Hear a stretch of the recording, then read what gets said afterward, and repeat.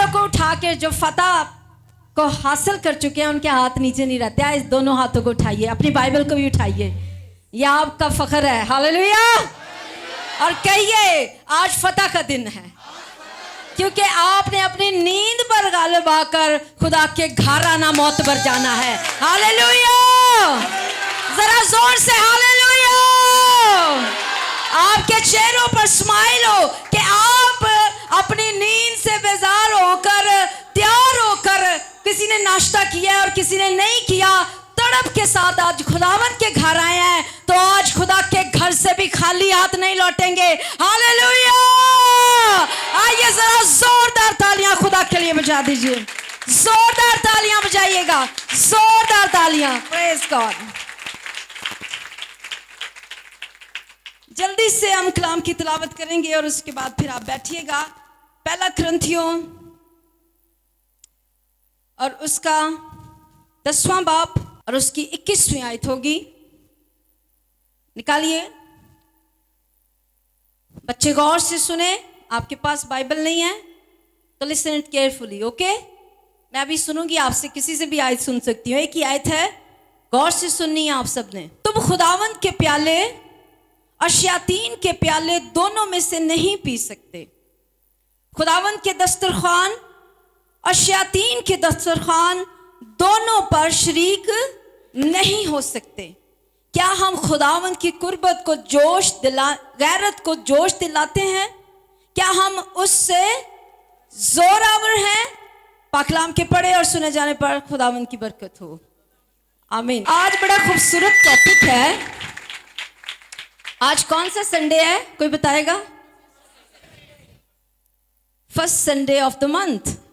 हाँ, और first Sunday को बड़ा खास इवेंट होता है जिसमें हम खुदावंद का बदन और खून लेते हैं। ऐसे ही है जी। आज कितने तैयार होकर आए हैं कि मैं खुदावंद का बदन और खून लेने जा रहा हूं। हाथ खड़ा कीजिए। ये वाली तैयारी नहीं चाहिए,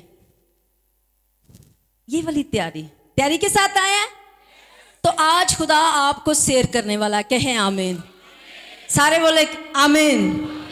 और आज का टॉपिक होगा कि मेरा मेज कौन सा है। क्या टॉपिक है जी? क्या टॉपिक है? मेरा मेज कौन सा है। तो आज मैं और आप सीखेंगे हम आसमानी बादशाहत में किस टेबल के हिस्सेदार हैं। समझ आई बात की? क्या आपका टेबल रिजर्व्ड है या फड़े तड़े तुमचियां खाना ले हो? जेड़ी कुर्सी लभी उत्थे बह गए, जेड़ा टेबल वेला लब्बा उत्थे बह गए। कुछ होटल इंज दे भी हुंदे ने, उत्थे लाइन लगी हुंदी है ना।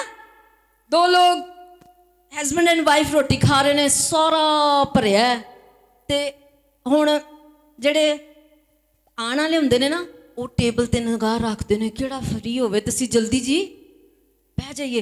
कई इंज दे हुंदे ने, वेंदे ने अच्छा थोड़े जे चौल रह गए ने, थोड़ी जी रोटी रह गए ने, उन्हां दे कोल खलो जांदे ने। होता है, करते हैं आप लोग कि असीं जांदे ही कोई नहीं, असीं मंगदे ही कोई नहीं, असीं कहने रोज दी सुक्की रोटी देई जा। मुझे आपके चेहरों से लग रहा है बहुत सारे नहीं करते ऑप्टिंग ना, नहीं जाते बाहर। लेकिन क्या होता है, जहां रश ज्यादा होता है ना, वहां पर आप टेबल के फ्री होने का इंतजार करते हैं। ऐसे ही है जी। तो क्या होता है, वेख रहे होंगे, अच्छा प्लेट थोड़ी जी रहेगी, वो देते बांगे। फिर क्या होता है, वो इंज करके ना जो उन्होंने बिल आता है, तुम कहते लो जी हुण पक्की सीट अपनी छेती करी, आप फटाफट बहना, रश बहुत है। हाँ, तो हम इस तरह का बिहेव करते हैं। For what purpose? क्यों करते हैं? ताकि we can get the seat, हम बैठ सकें, हम सीट ले सकें, हम टेबल ले सकें, हम कुर्सी पर बैठ सकें, हम खा सकें, हमारी फैमिली कंफर्ट जोन में आ जाए।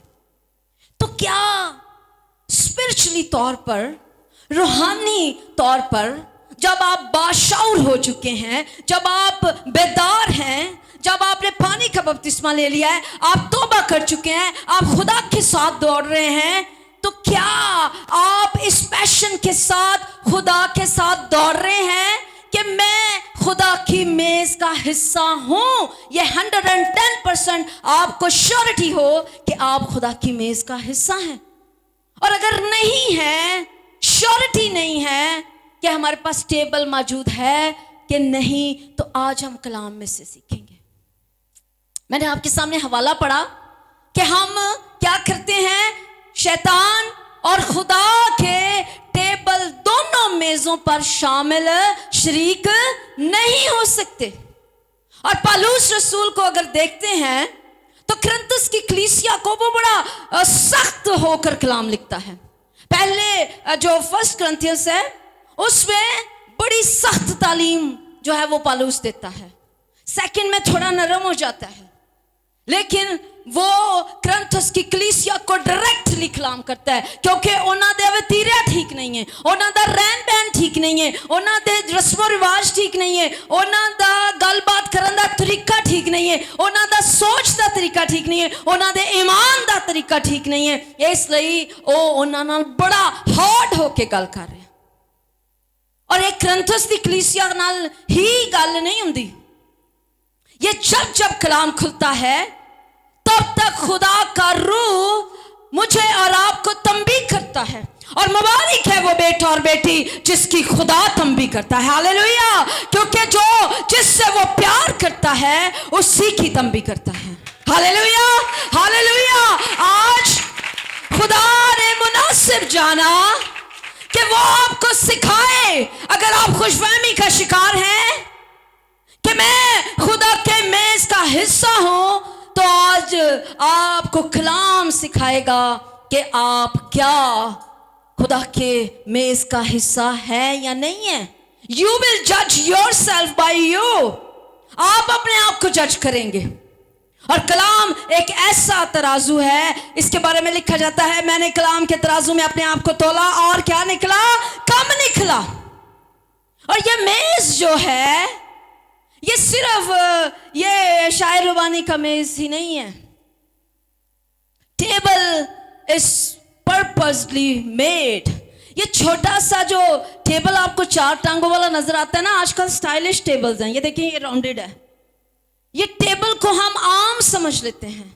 Table is very very important. अब टेबल करता क्या है? सबसे पहले टेबल फेलोशिप की जगह है। किसकी जगह है जी? फेलोशिप की जगह है। ये रफाकत की जगह है, ये मेल मिलाप की जगह है, ये मोहब्बत को बांटने की जगह है, ये दुख सुख को बांटने की जगह है, ये गिले शिकवे बांटने की जगह है। आप इस मेज को आम समझें तो ये आपकी अक्लमंदी नहीं है, आपकी बेवकूफी है। But this table is very important. ये मेज बड़ा अहम है, जिसका हिस्सा आप हर फर्स्ट संडे को बनते हैं। लेकिन अगर आपको इसकी इंपॉर्टेंट का पता नहीं है तो आज आप सीखेंगे कि ये मेज इज नॉट अ ऑर्डिनरी मेज। पहली बात, ये रफाकत की जगह है। क्या है जी? फेलोशिप की जगह है, गिले शिकवे करने की जगह है, मोहब्बत बांटने की जगह है, केयर की जगह है, ये दुख सुख बांटने की जगह है, ये शिकवे बांटने की जगह है। जब मैं और आप किसी से नाराज हो जाते हैं और फिर बहुत अरसे के बाद सुलह करने का प्लान होता है, तो पहला काम क्या किया जाता है? आप बताइए। टेबल टॉक तो बाद में होती है, पहले क्या करते हैं? हाँ, नहीं पता? दावत दी जाती है। आप जो सुलह कराने वाला होता है वो कहता है उन्होंने रोटी ते बुलाओ, उन्हों दा खाना पकाओ, उन्होंने मेज ते बिठाओ। हाँ, मेज ते जो बह जाता है ना बंदा, मैं भी रूह दे करंट ना भर के आई हुई हाँ, डबल ना हो जाए। हाँ, हालेलुया। जो मुझ में है मैं उसमें सब कुछ कर सकता हूं। हालेलुया, जरा जोर से हालेलुया। आप किसी से नाराज होते हैं, सुलह का पहला एलिमेंट होता है तुसी उन्हें दावत देंदे हो, आओ रोटी दे आओ। हाँ, मैं बार बार पता क्यों बह रही हूं? क्योंकि मैं तुहानू दसना चाहनी हूं कि यह टेबल बड़ा इंपॉर्टेंट है। इहदे ते बह के ही गल होएगी, उंज नहीं होएगी। जब आपके घर मेहमान आते हैं, टेबल पर बिठाएं या दस्तरखान पर बिठाएं, दोनों ही जगह घेरते हैं। टेबल भी जगह घेर रहा है और दस्तरखान भी जगह घेर रहा है। इसका मतलब है कि they have the importance to occupy the things. अब क्या होगा, जब टेबल होगा तो लोग टेबल पर भी इर्द गिर्द बैठेंगे और क्लोज बैठेंगे। पास्टर कम है, एक और चेयर दीजिए, बल्कि आप नीचे आइए पादी साहब, आइए 2-4 बच्चे भी आओ, साथ बैठो दस्तरखान पे। आप बैठे पादी साहब प्लीज। क्या खाएंगे, क्या पिएंगे? बड़ा जोश से आपने आज गाया पिया है। हाँ ओके, कम कम कम कम कम कम क्लोजर, दस्तरखान पर भी आ जाओ। सुनिएगा गौर से, कोई आपको बड़ा लॉजिक नहीं बता रहे। जिन बातों की अहमियत आप नहीं जानते, हर रोज करते हैं पर पता नहीं है। When you come closer to your table, आप सुलह के वक्त में टेबल के पास लोगों को बुला लें। आप घर में सुबह भी दस्तरखान पर बैठे, दोपहर भी दस्तरखान पर बैठे, रात को भी दस्तरखान पर बैठे, आपकी कम्युनिकेशन होगी। आप आपस में बात करेंगे।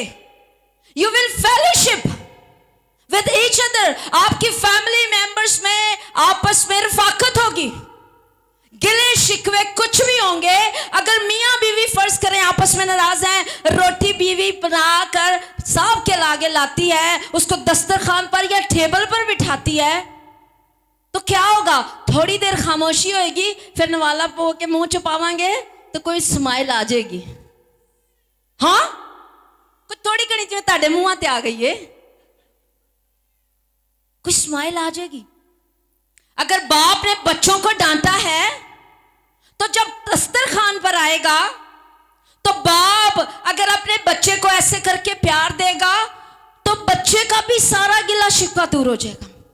तो फर्स्ट थिंग व्हाट दस्तरखान and this table do, he make the fellowship. ये फेलोशिप बनाता है और फिर उसके बाद केयरिंग को शो करता है। बीवी अगर नाराज है फिर भी खाना लजीज बनाकर ले आई है और उसकी फेवरेट डिश लाई है, तो कहीं ना कहीं पर लव और केयर शो हो रहा होगा। तो क्या होगा? गिले शिकवे उसके बाद की बात है। पहले तो ये टेबल आपस की जो नाराजगी है उसमें थोड़ी सी बाउंडिंग क्रिएट करेगा जी। वो दस्तरखान हो, वो टेबल हो, सुनिएगा, दोनों ही तौर से एक तो आप वेरी क्लोज हो गए और फिर जो शिकवा गिला है उससे पेशतर आपकी खिदमत जो है, जो आप फ्रूट के जरिए, आप खाने के जरिए करते हैं, उसमें आपका लव और केयर शामिल हो जाता है। अगला बंदा थोड़ा सा नरम हो जाता है। और फिर तीसरी अहम बात, जब खाना शुरू हो जाता है तो फिर कम्युनिकेशन शुरू हो जाती है। बातचीत थोड़ा जा खा के ना, जो टेस्ट आ रहा होंगे ना, कहते अच्छा चलो गल कर ही लेने, फिर होली जी क्या जाता सॉरी।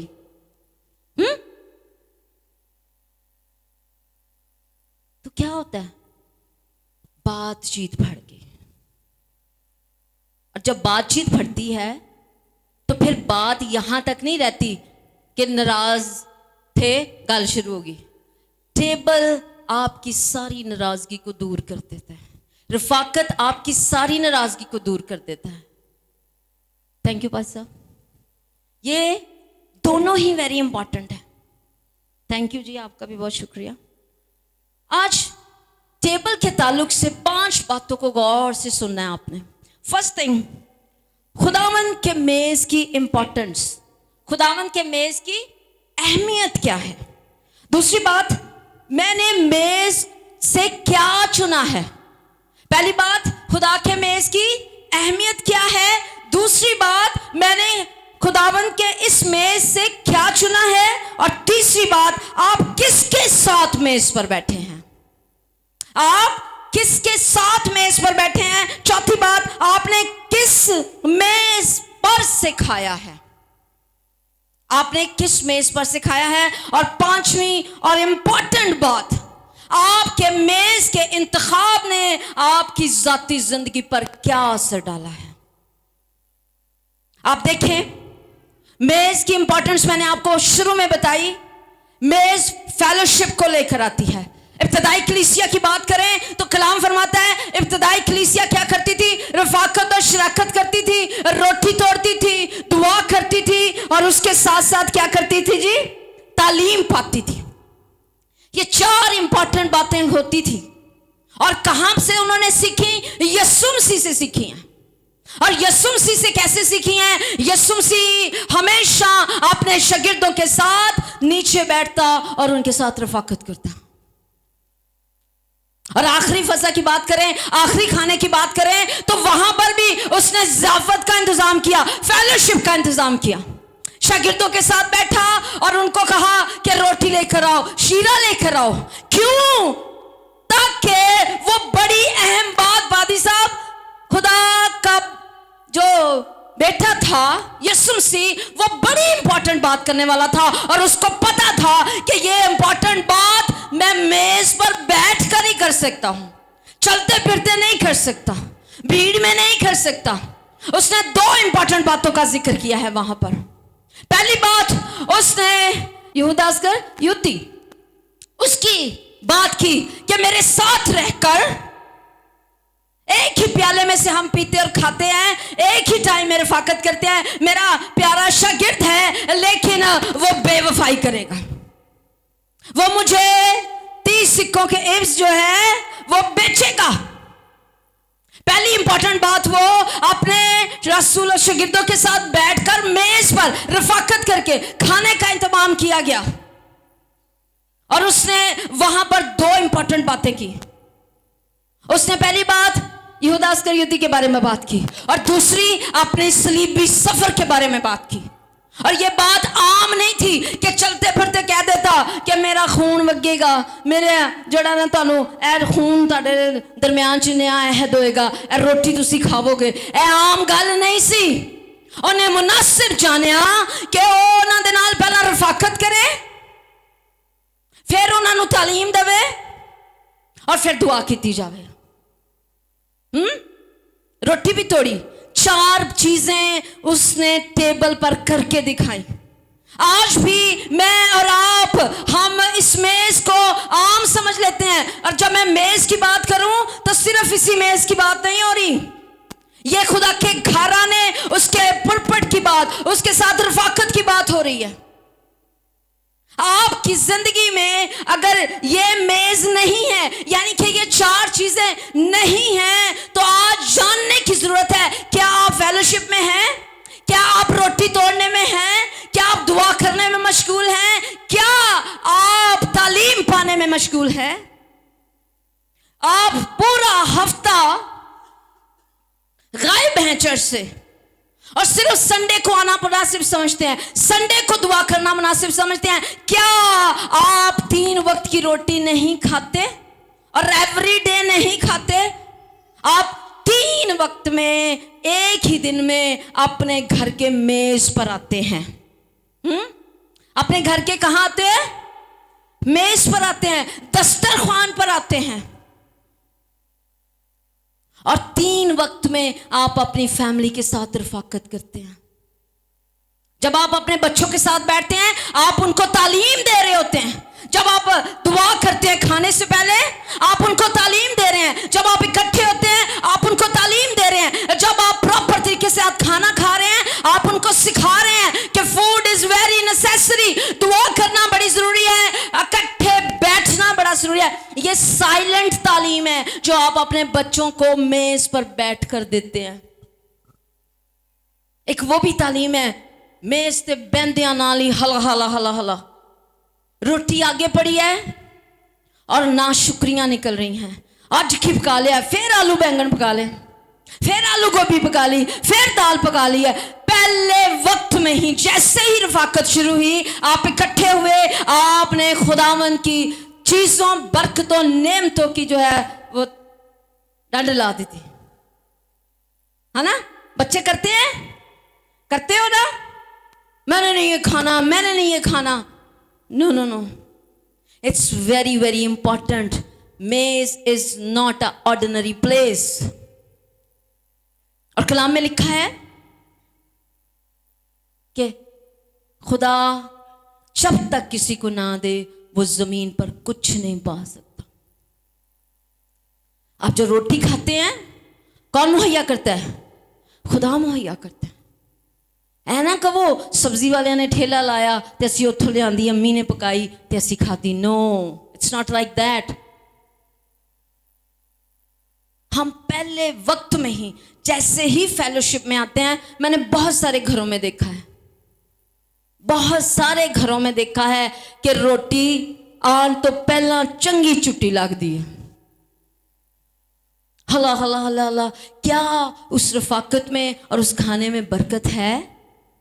बहने कान खोल के सुने, आपका साथी बाहर से आए, welcome him, very good smile, बहुत अच्छी स्माइल के साथ वेलकम करें। आपको कितने भी गिले शिकवे हैं, आप कितनी भी थकी हुई हैं, आपने कितना भी काम किया है, पहला काम जो है वो मां है, वो बहन है, वो बेटी है, वो बीवी है। हर बंदी जो घर में पहली है, जो दरवाजा खोलती है, उसका मुंह विगड़िया ने होवे, कल उथे विगड़ जाती। हाँ, मैं घर वड़िया नहीं, तेरा मुंह सुजा है, मेरा मुंह ही इंजदा है, तो भाई ठीक कर, उठ के पै जाना।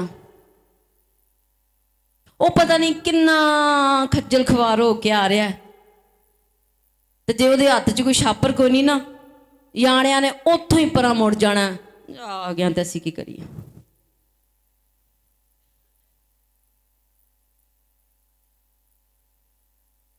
आप बहुत अच्छा खाना बनाती हैं, आप बहुत टेक केयर करती हैं, पर जब इस मेज के ऊपर रफाकत का टाइम आए, उससे पहले इतनी जंग हो जाए।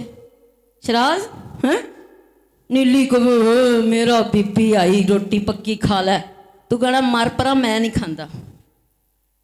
जब मैं पा के ही खानी है तो फिर मैं होटलों खांदा, या पहला चंगी चुट्टी ला लेनी, बाद चो कहना जानू आ जाओ रोटी खाइए।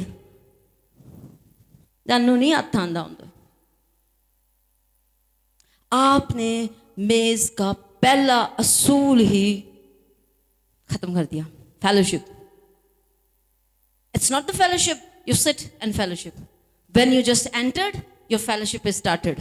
आप खुदा के घर में आते जाते हैं, आपकी फेलोशिप स्टार्ट होगी। आप अपने घर में आते जाते हैं, आपकी फेलोशिप आपके घर में स्टार्ट होगी। ये रफाकत आज क्यों नहीं है? क्यों ये रफाकत नहीं है? क्योंकि हमें पता ही नहीं है कि हम जिस मेज का हिस्सा हैं, क्या हम उसका हिस्सा है या नहीं है।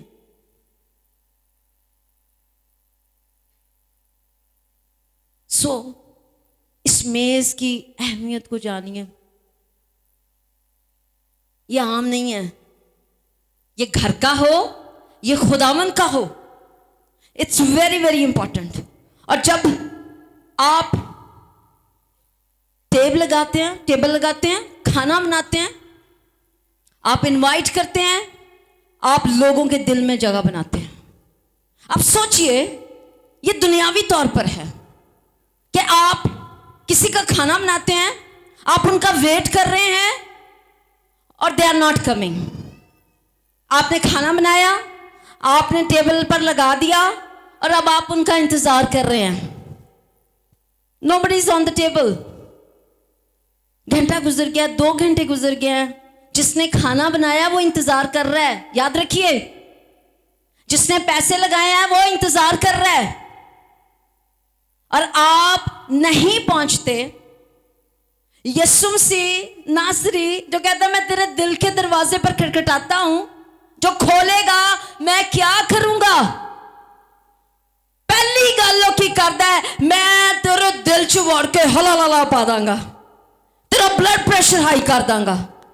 हाँ, तेरे दिल ते मुक्के मारांगा, तेरा दिल सड़ावांगा, तेनू गंदियां गंदियां गल्लां दसांगा, तेरे साथ लड़ाई करूंगा, चुगलियां करूंगा, गुस्सा करूंगा।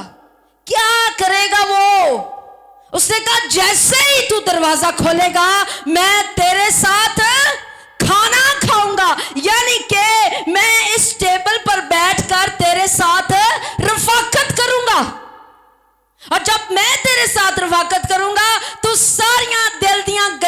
मैनू दसी और मैं सुनन लई तैयार हाँ। हालेलुया। ते असीं की करने आ, उन्हें टेबल सजाया, असीं क्या कोई गल नहीं एक बार होर सही नहीं जावांगे तो की होएगा। अब ये खाली कुर्सी पड़ी हुई है और यीशु मसीह वेट कर रहा है, टेबल सजा हुआ है। Sunday is the table, decorated table for you. ज़ियाफत तैयार है, हर चीज वहां पर मौजूद है और खाने वाला ही नहीं आया। शराज कम, बैठिए। आप यीशु मसीह हैं और वेट कर रहे हैं अगली कुर्सी पर बैठने वाले बंदे का। अब नहीं आया तो शराज कर ले क्या जाए, hello hello how are you. खाली कुर्सी जवाब देगी देगी, कैसा लगेगा। अते क्या किसी नूं तुहानूं वेख के लगेगा दीवाना पागल हैगा, कल्ला ही बोली जा रहा। Thank you. I am the person जिसने बुलाया है यीशु मसीह, तो खाली कुर्सी ना गल्लां करी जान दिया। रोटी खा खा, बड़ा मजे की बनाई है, खाएं आप प्लीज, खाएं खाएं। वो कोई होएगा तो खाएगा ना। तो जो असी तुहानूं पूछिए आप चर्च क्यों नहीं आए थे, वो घर पक्की सी वही खा लीए। कैसा अजीब सा नहीं लगेगा। आप दावत पे बुलाएं, भाई साहब आपने पिछले दिन हमारी दावत की, पाए शाय बड़ा गोश्त, तो हम आते ही ना तो क्या कहते, अच्छा कहते, बुरा लगता ना। पैसे लगाए हुए थे, मेहनत की थी, मोहब्बत की थी। यीशु से भी ये मेज जब तैयार करता है ना, वो मोहब्बत से करता है। तो हम सिर्फ इतनी सी बात कहकर नहीं आते, कह रहे मैं नहीं जावांगा तो कोई और आ जाएगा, लेकिन जो आपके हिस्से का खाना है वो आपने मिस कर दिया। हम बाइबल में पढ़ते हैं ज़ियाफत का इंतजाम किया गया, कोई नहीं आया। उन्हें किन्ना नु साथ लिया, किनको बुला लिया उसने, सारे फकीरां नु इकट्ठा कर लिया, गरीबां मस्कीनां नु इकट्ठा कर लिया। मैं आपको बताना चाहती हूँ यीशु के पास किसी शय की थोड़ नहीं है। आप उसको रिजेक्ट करेंगे, वो किसी और को बुला लेगा। ज़ियाफत जाया नहीं होने देगा। उन्हें अपना खून देकर ज़ियाफत का इंतजाम किया है। तुसी रिजेक्ट कर दो, कहता कोई गल नहीं, मेरे को होर बड़े ने, ओ फकीरां नु, ओ लाचारां नु, ओ मस्कीनां नु, ओ जरूरतमंदां नु बुलाएगा ते अपने मेज का हिस्सा बना लेगा। तुसी फिर वेंदे रहना, थोड़ा जिहा टाइम रह गया है मैं इस मेज से शामिल हो जाऊं, but then there will be no time. हम अपनी जिंदगी में छोटी छोटी बातों से बरकत पाते हैं और छोटी छोटी बातों से ही अपनी बरकत गवा देते हैं। अपनी बरकत क्या करते हैं जी, गवा देते हैं। यीशु मसीह आपके लिए मेज तैयार करके बैठा हुआ है और आप यू आर नॉट देयर, आप वहां पर मौजूद नहीं हैं। आप दुकान पर हैं, आप कारोबार पर हैं, आप जॉब पर हैं। और सबसे बड़ी और नकम्मी बात लोग करते हैं कि जॉब करना भी इबादत है। सबसे नकम्मी बात और जाहिलाना बात है, अनपढ़ बात है। ओ बंदा करता है जिन्होंने कलाम का पता नहीं है। इबादत तुसी जिंदा खुदा दी करते हो तो नौकरी तुसी आम बंदे दी कर रहे हो। क्या ये दोनों एक हो सकती हैं? हम अपनी जॉब के लिए खुदा के मेज को रिजेक्ट कर देते हैं और फिर कहने असी खुदा दे नाल चलने हैं। फिर क्या ये खुदा के साथ चलना है? अब कलाम फरमा रहा है कि आप एक वक्त में दोनों मेजों पर शामिल नहीं हो सकते। आप शादी में दो टेबल्स पर नहीं बैठ सकते। लेकिन हम इस कदर गुमराही का शिकार हैं, हम देखते हुए भी नहीं देखते और सुनते हुए नहीं सुनते। हम दोनों मेजों को अपनी जिंदगी में चलाना चाहते हैं, इब्लीस का भी और खुदा का भी। याद रखिए, इब्लीस आपको मेज तक ले आएगा, वो आपको लजीज खाने भी खिलाएगा, वो आपको ऐशो इशरत भी खिलाएगा, वो आपकी सारी जरूरतों को पूरा करेगा, वो आपको खुश रखेगा, पर वो उस उसका अंजाम नहीं बताएगा। पर मेरे और आपके यीशु मसीह की खुशकिस्मती है कि वो कहता है जो मेरे मेज में शामिल होगा वो हमेशा की जिंदगी पाएगा और किसी नुकसान में नहीं रहेगा।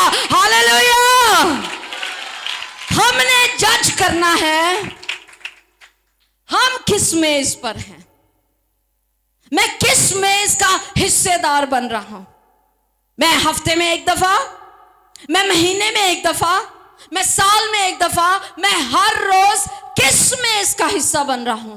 क्या वो मेज मोहब्बत की बात करने से, खुदा के कलाम की बात करने के अलावा है, तो वो अलावा जो मेज है वो गॉसिप का मेज है, वो चुगलियों का मेज है, वो ऐबजोई का मेज है, वो गुनाहों का मेज है।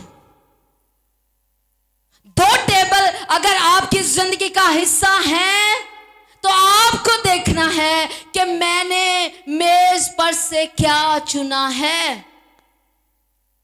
गोश्त भी बना हो, बकरा भी बना हो, और चिकन भी बना हो, और सब्जी भी बनी हो, तो आप उसी चीज से अट्रैक्ट होंगे जो आपको पसंद है। तो सबसे पहले आप क्या करेंगे?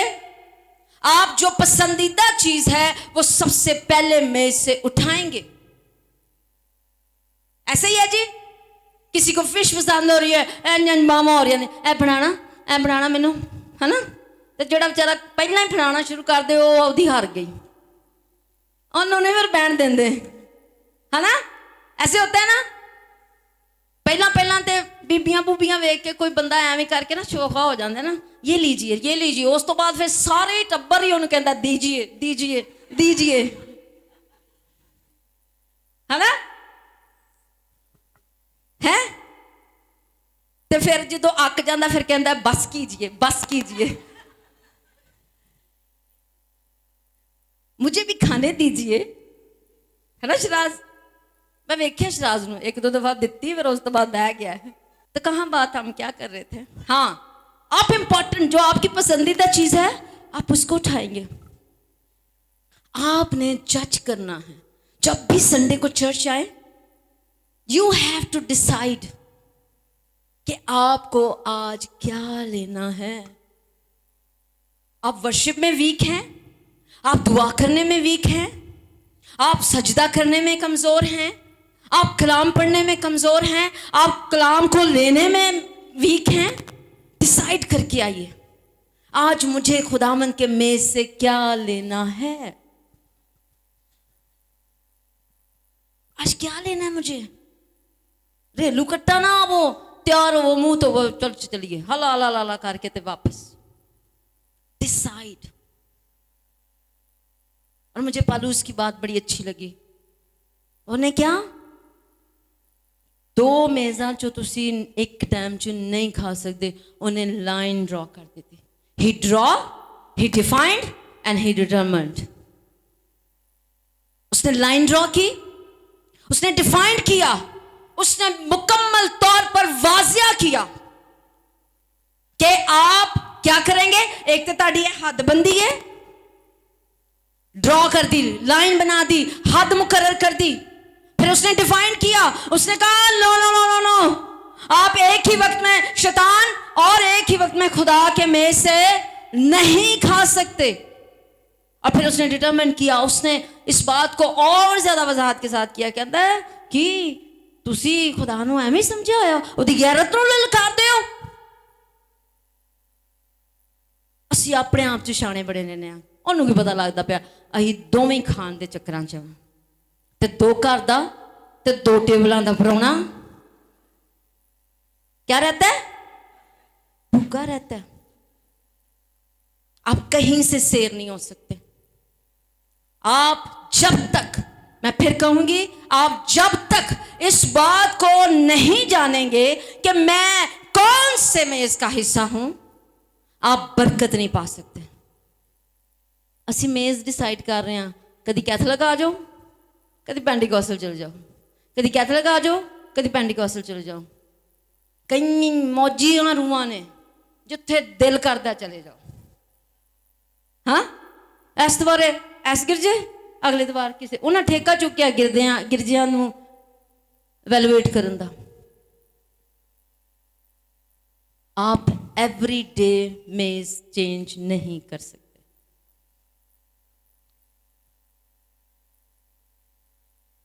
आप देख लें, अपने इर्द गिर्द देख लें, लोगों का यही हाल है। यहां से कुछ हुआ नहीं, अगले मेज थे, उत्थे कुछ होया नहीं, अगले मेज थे। ऐसे लोगों की कहीं पर भी कोई वैल्यू नहीं है, वो किसी भी मेज का हिस्सा नहीं है, और वो बदकिस्मत लोग हैं जिन्हां दा किसी पासे भी कोई ना नहीं है। किसी चर्च च, किसी कलीसिया च किते भी ना नहीं है, किसी गल्ला दा यो भेड़ नहीं है, किसी पासे नहीं हो जाते। ते जेड़ी भेड़ उन्होंने बनाई हुई है वो डिजिटल भेड़ है, टीवी, वो फ्री टेबल है, जोड़ा लब्बा ओदे ते बैठ जाओ, जो मिला उस पर बैठ जाओ, जहां से आप सुनना चाहते हैं वहीं से सुन लें। But it's not like that, ऐसा नहीं है। ना ये खुदा के कलाम का वतीरा है और ना कलाम हमें सिखाता है।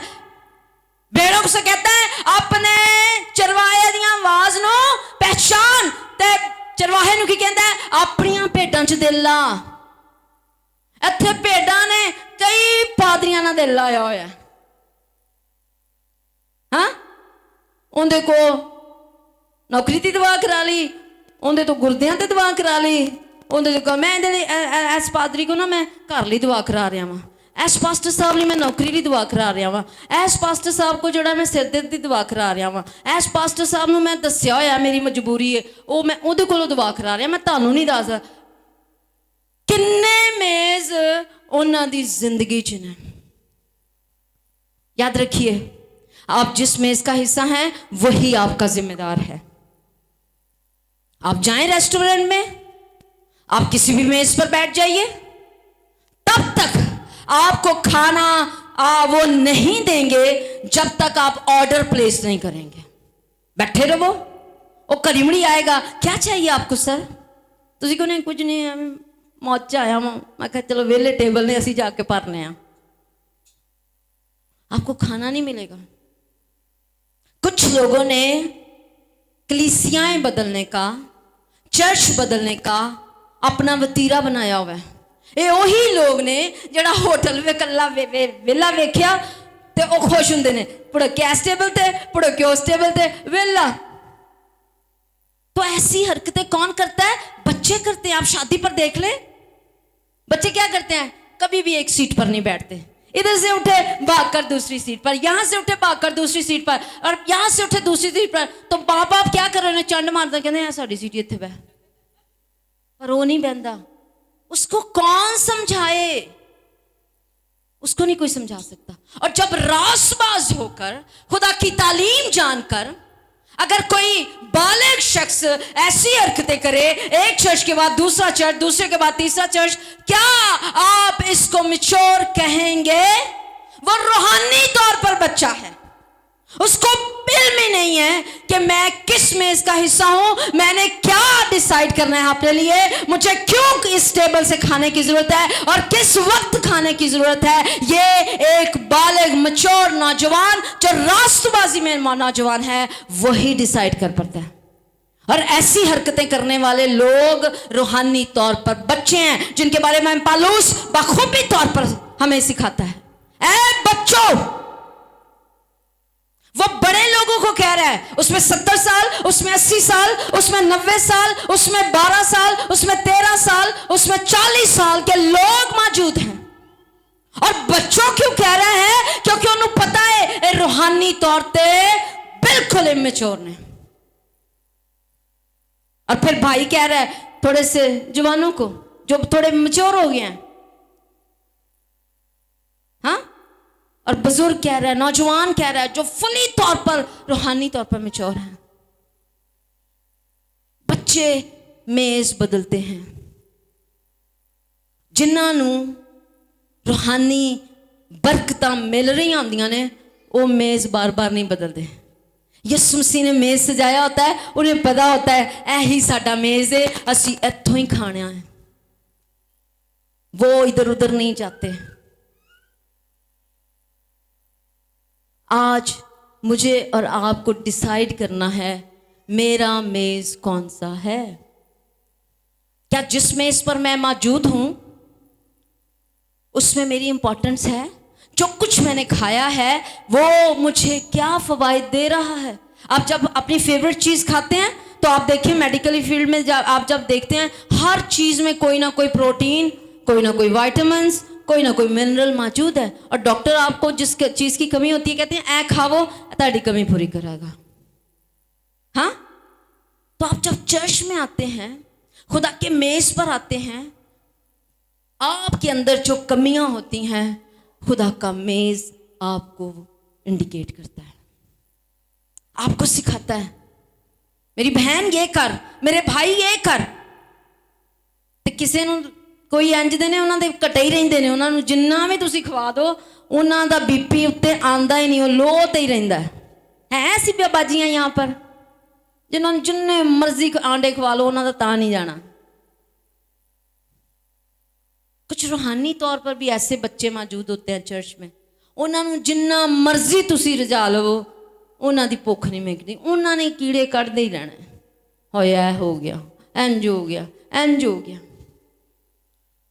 याद रखिए ये खुदावंद का मेज कवनेंट का मेज है, ये अहद का मेज है। कौन सा मेज है? अहद का मेज है। आप जब शायरबानी लेते हैं, आप खुदावंद का बदन और खून लेते हैं, आप अहद के फर्जंद कहलाते हैं, आप अहद का इकरार करते हैं। हम क्यों एक ही बर्तन में रोटी और एक ही बर्तन में शीरा लेते हैं? ताकि वननेस को शो करे, आपके इत्तेफाक को शो करे कि हाँ यीशु मसीह ही वो कुव्वत है, वो नाम है जिसने मेरे और आपके लिए कोड़े खाए, अपना खून बहाया, कब्र में डाला गया, तीसरे रोज मुर्दों में से जी उठा और अब आसमान से आने वाला है। हालेलुया।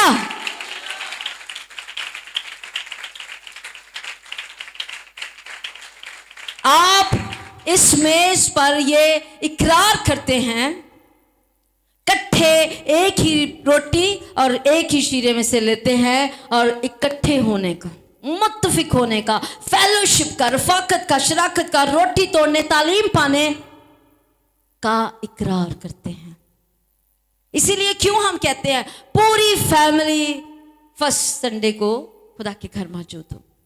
ये ना सिर्फ आपको कलीसियाई तौर पर बाउंड करती है, बल्कि खानदानी तौर पर और फिर शख्सी तौर पर भी आपको बढ़ाता है। और कलाम में बड़ी दफा हम पढ़ते हैं, एवरी फर्स्ट संडे हम पढ़ते हैं, जो कोई गैर मुनासिब तौर पर ये रोटी खाए और इस शीरे में से पिए वो क्या करेगा? सजा पाएगा। इसका मतलब है खुदा के रूह से कोई बात छुपी नहीं है। सारे बोले हालेलुया। ओनू पता है, ओनू पता सी, ओनू पता रवेगा कि तू केड़ी हालत च मेरे मेज ते शामिल होया। तू दोनों तरफा है, तू अबलीस का भी खाना खा रहा है और तू मेरा भी खाना खाना चाहना मैं। इसलिए उन्हें बरमला इकरार कराया है पालूस रसूल दे वसीला साल कि जेड़ा गैर मुनासिब तौर पे मेरे मेज से शामिल होएगा वो सजा पाएगा। ले लो, वो रोटी खाई जावो, शीरा खाई जावो, अपने आप को बेवकूफ बनाई जावो। बट आज का कलाम मुझे और आपको सिखा रहा है मैं किस मेज का हिस्सा हूं।